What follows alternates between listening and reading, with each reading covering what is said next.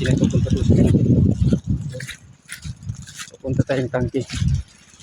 Ito natin yung tangke doon. Binaw ko yung kibis dyan.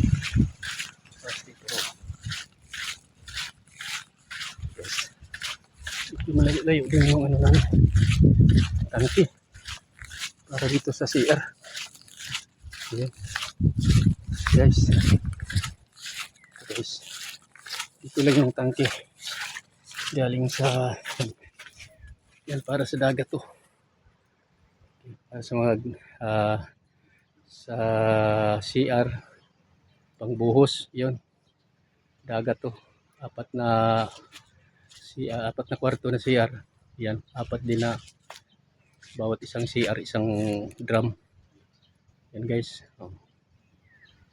Tapos pag mapuno yan, dito na naman ako mamaya. Buksan ko ito mamaya para doon sa pang buhos doon sa CR ng kupon.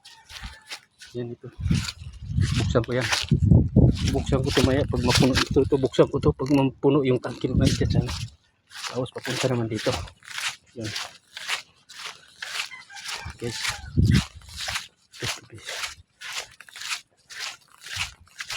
Tapos ito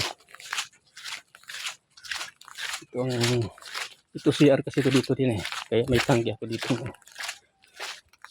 Yan, tangke dito yan, tuloy yan. Ito ang tangke yan para sa dagat, pangbuhos yan.